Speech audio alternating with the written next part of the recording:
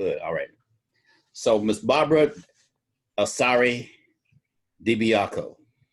Bediako. Bediako. Well, good. I want Yes. to make sure that I got it right. Thank you for joining me in this chat regarding your film, Ballet After Dark, that will be shown Saturday, August 29th, beginning at 10 a.m. on the Indianapolis Black Documentary Film Festival's virtual festival that day. And we want to make sure that everyone understands that all they need to do is free. The festival is free that day. And all they need to do is to go on our website, www.ibdff.com. That's www.ibdff.com.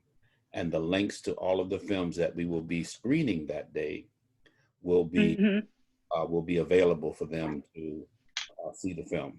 Okay. All right. And great. So I wanted to have a chat with you, and we'll place it on our social media. And I wanted to make sure that we got you in time to tell people about the film a little bit and get some interest in the film, of course.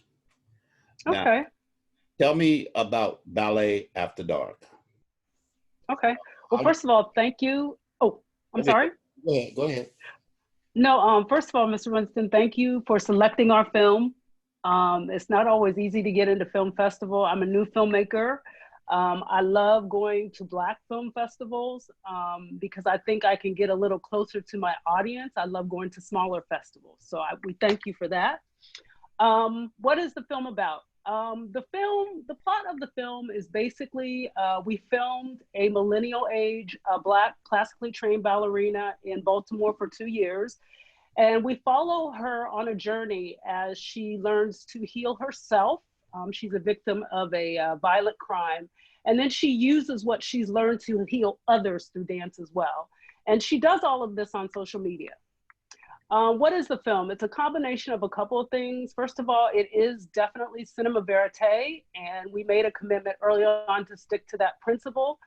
For me, that's great because I'm an anthropologist. That's one of my trainings in addition to being a filmmaker. So cinema verite, simply, for people who may not know, observational. So you commit to letting the subject tell the story. So you're collecting a lot of footage. Also, it uses animation. That's another principle. Animation was used for a couple reasons.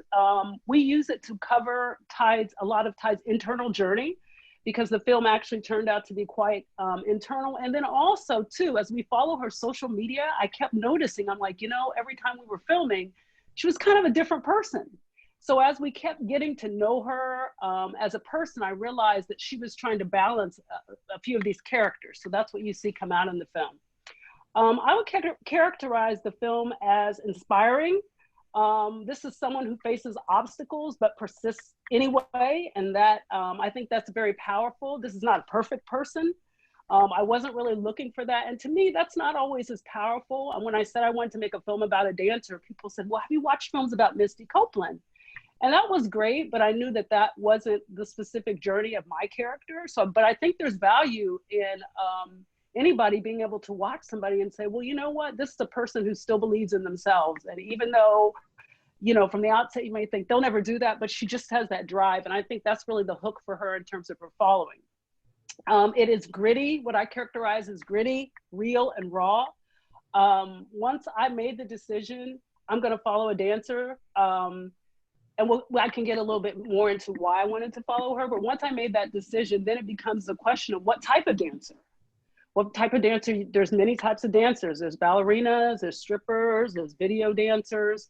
But specifically, before I decided to follow a dancer, I really was making the choice that I was interested in looking at a woman of color who faces obstacles around them because of colorism and racism.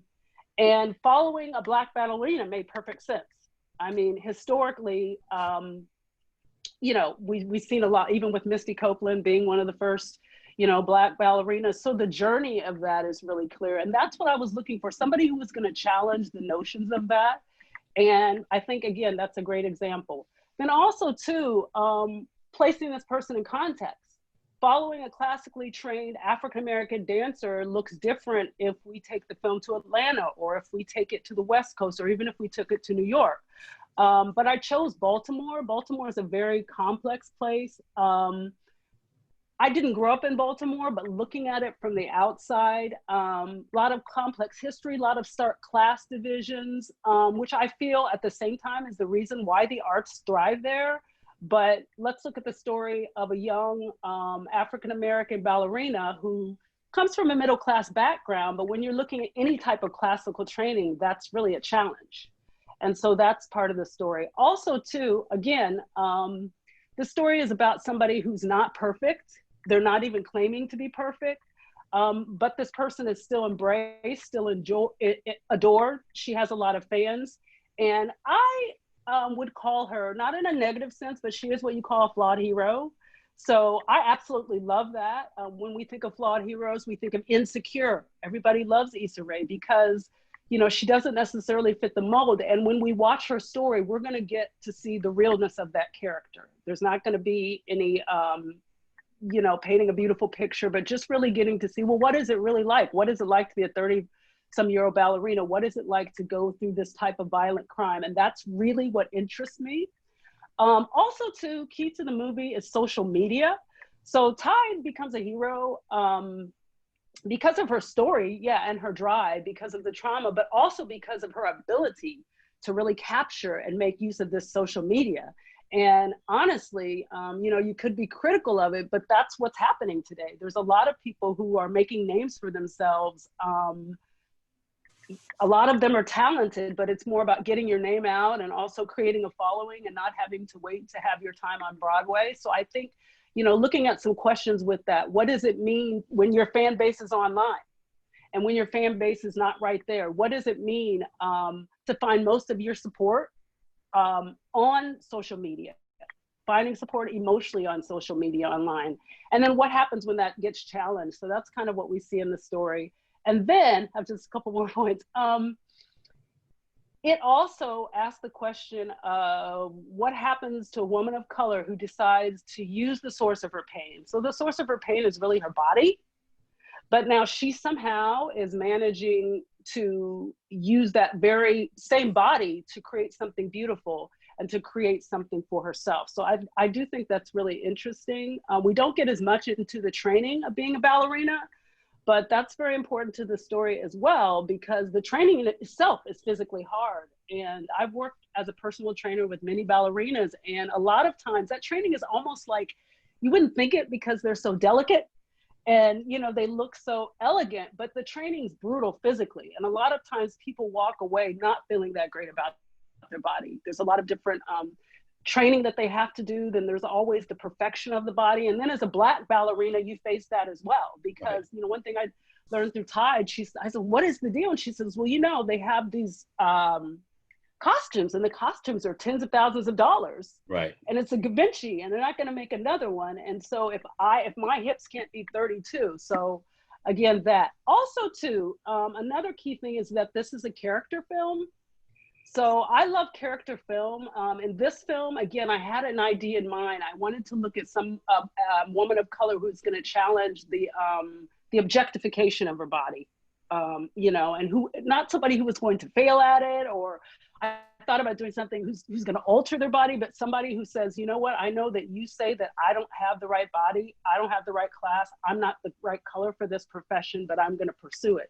So that's kind of the underlying theme of the movie. But then with character films, instead of just interviewing a bunch of different ballerinas and, you know, going into classes, talking to teachers, my goal was to find someone that I could follow.